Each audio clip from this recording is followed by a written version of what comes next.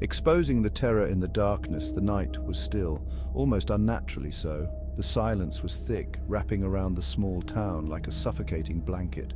The only light came from a single dim bulb flickering in Emma's living room, casting long, eerie shadows that danced on the walls. The air was heavy with an unspoken dread, a premonition of the horrors that were about to unfold. Emma's nightmare began with a single knock at the door. It was a sound so out of place in the dead of night that it sent a shiver down her spine.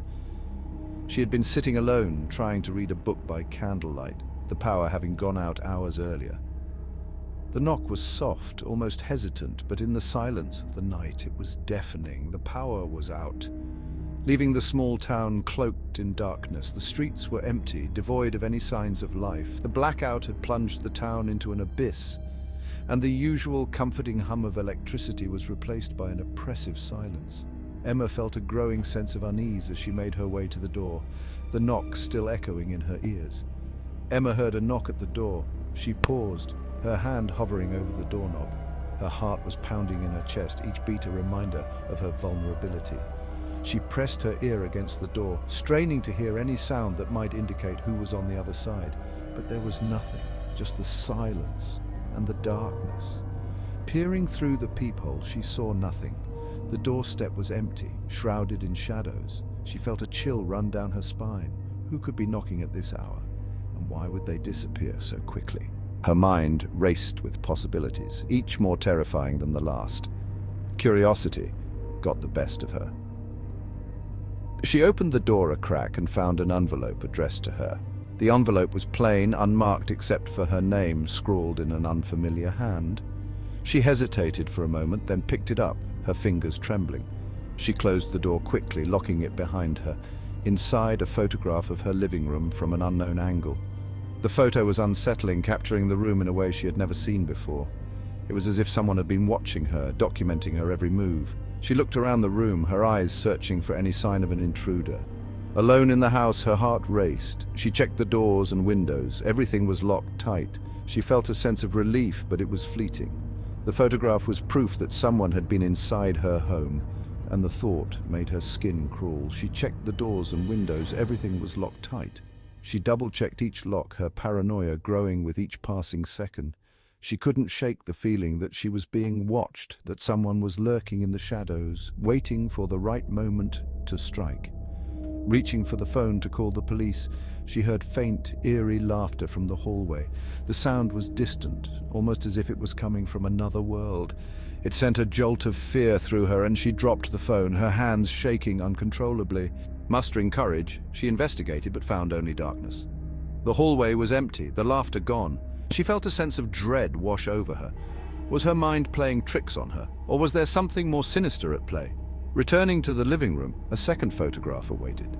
This one was even more disturbing than the first. It showed her standing by the phone, her back to the camera. She felt a cold sweat break out on her forehead. Whoever was taking these photos was inside her house, watching her every move.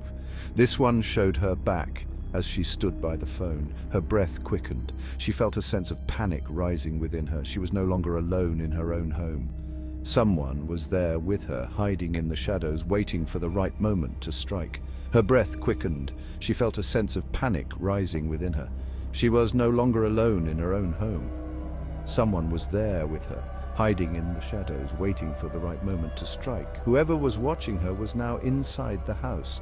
The realization hit her like a ton of bricks. She felt a wave of nausea wash over her. She had to get out, but where could she go? The town was dark and deserted, and she had no one to turn to. A soft, rhythmic tapping came from the hallway. She turned on the lights. The tapping stopped. The sudden silence was almost more terrifying than the sound itself. She felt a sense of dread wash over her. What was causing the tapping, and why had it stopped? Scanning the room, she saw it. A third photograph. This one was the most disturbing of all. It showed her exact position in the living room, with a shadowy figure reaching out behind her. She felt a scream rising in her throat, but she couldn't make a sound. It showed her exact position in the living room, with a shadowy figure reaching out behind her. She felt a scream rising in her throat, but she couldn't make a sound. The figure was so close, almost touching her. She felt a cold hand on her shoulder, and she spun around, but there was no one there. Panicked, she bolted for the door, but it was locked from the outside. She rattled the handle, her heart pounding in her chest. She was trapped, with no way out. She felt a sense of hopelessness wash over her. She was at the mercy of whoever was tormenting her. The tapping grew louder and the lights flickered ominously.